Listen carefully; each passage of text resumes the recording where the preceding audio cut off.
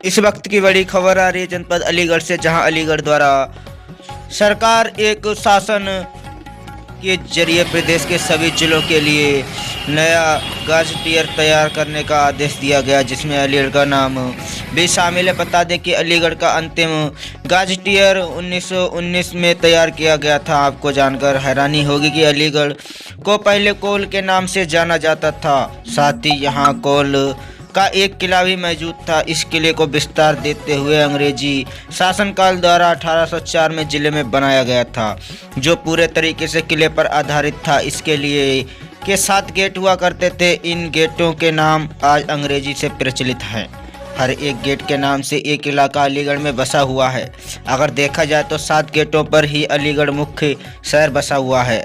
आप देख रहे हैं हिंद लाइव 24 न्यूज़। बने रहे हमारे साथ और देखते रहें हिंद लाइव 24 न्यूज़ को। अलीगढ़ से मुकेश कुमार की रिपोर्ट।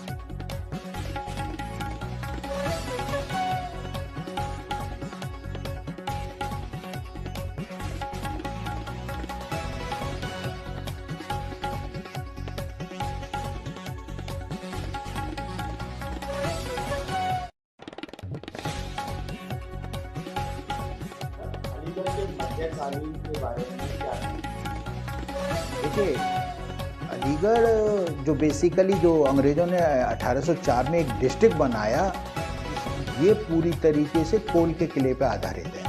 कोल के किले को 13वीं शताब्दी में बलबन ने फतेह किया और बलबन ने कोल के किले पर अधिकार किया और मध्यकाल में ये कोल का किला अपने आप में एक बहुत बड़ा किला बनता चला गया।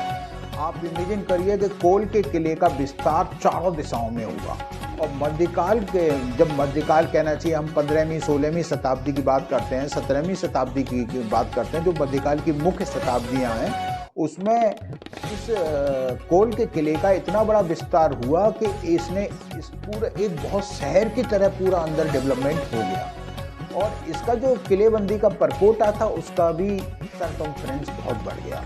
मध्यकाल में आते आते कोल के किले के 7 गेट हुए और वो गेट आप स्टार्ट करते हैं कि देखिए, जैसे तुर्कमान गेट सब लोग जानते हैं, आज भी तुर्कमान गेट है। दिल्ली गेट, दिल्ली वो रोड सबसे पहले दिल्ली की तरफ से आने वाली थी, आज भी वहाँ दिल्ली गेट का हुआ है।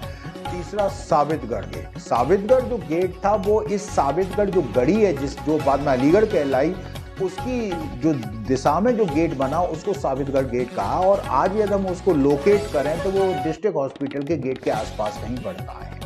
चौथा जो गेट था वो था अतरौली गेट। अतरौली गेट को यदि हम आज लोकेट करें तो खासकर माल गोदाम के पास जो कवर कुत्ता और वहाँ एक मस्जिद है, तो वहाँ पर वो उसको लोकेट करते हैं। इसके बाद मदार गेट। मदार गेट का नाम मदार गेट इसलिए पड़ा क्योंकि अंदर साहब मदार की एक बहुत बड़ी मजार और एक उनका मुसोलियम यानी दरगाह है। उसके बाद ये हाथरस गेट, आप भी जानते हैं, हाथरस अड्डा करके इस टाइप से एक हुआ है। इसके बाद ये सासनी गेट बिल्कुल लास्ट में है। तो इस तरह 7 गेट अलीगढ़ के मध्यकालीन अलीगढ़ के 7 गेट थे, लेकिन अब भी इसका नाम कोल था और इन 7 गेट्स को समाहित करती हुई इसकी एक बहुत बड़ी फोर्टिफिकेशन वॉल थी और उस फोर्टिफिकेशन वॉल के बाहर इसकी सुरक्षा के लिए खाई थी, जो खाई अक्सर पानी से भर दी जाती थी। यदि आज आप सर्वेक्षण अलीगढ़ का करिए तो इस दीवार के बाहर वाली खाई में ही खाई धीमे धीमे वक्त के साथ भर दी गई और आप देखिए आगरा रोड वगैरह ये सब उसी खाई पर बनी हुई है। और ये जो 9 गेट थे, उन 9 गेट के बाहर देखिए हर जगह एक मस्जिद हुआ करती थी और एक सराय होती थी। मध्यकाल में धीमे धीमे अलीगढ़ ने एक बहुत बड़े कॉमर्शियल सेंटर की जगह ले ली थी। नील की भी पैदावार होती थी और सबसे इम्पोर्टेंट बात है कि यहाँ पर साल्ट पीटर की भी पैदावार होती थी, क्योंकि आगरा जब मुगलों की कैपिटल थी तो जितने भी विदेशी आए उनमें से कुछ विदेशी अलीगढ़ आके खासकर शाहगढ़ से साल्ट पीटर ले गए। साल्ट पीटर आप जानते हैं बारूद बनाने में काम में आता है, तो साल्ट पीटर बनाने की भी भट्टियां अलीगढ़ में हम लोगों को काफी तादाद से मिल रही हैं।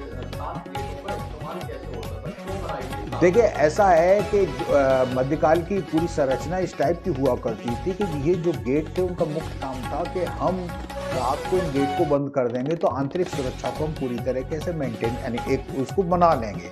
और इन गेटों के बाद जो सराय थी तो अक्सर जो बिजनेस कारवां आते थे, खासकर ये जो ट्रेडिंग पार्टी आती थी तो पहले वो सराय में स्टे करती थी और इन कोतवाल से परमिशन लेके या जो उनका अपना रेवेन्यू होता था वो दे के तब वो शहर में घुस सकते थे।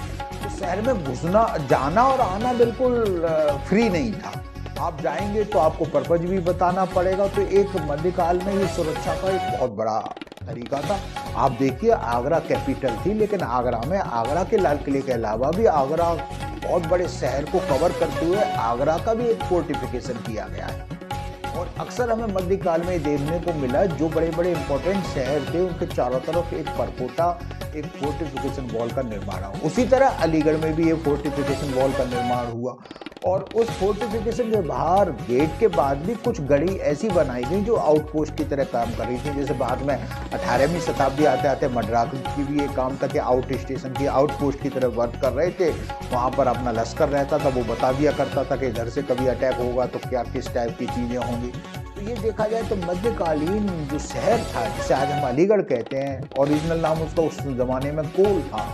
कोल एक किलेबंद शहर था, आप उसे ये नहीं कह सकते कि वो बिल्कुल फ्री था। और उसके अंदर बहुत सारी पॉपुलेशन रहा करती थी और उनमें कुछ मर्चेंट भी हुआ करते थे, कुछ यानी सब टाइप के लोग अपने बिजनेस वगैरह जो करते थे वो अंदर होते थे। और आप देखिए कोल के किले के बाहर बहुत सारी सराएं आज भी मिलती हैं। आप देखिए साबितगढ़ गेट के पास सराय हकीम, वो इस टाइप के सराय के नाम भी आपको काफ़ी मिलेंगे। तो ये एक मध्यकालीन अलीगढ़ जो उस जमाने में कोल था उसका एक पूरी संरचना इस टाइप की बनाई गई थी।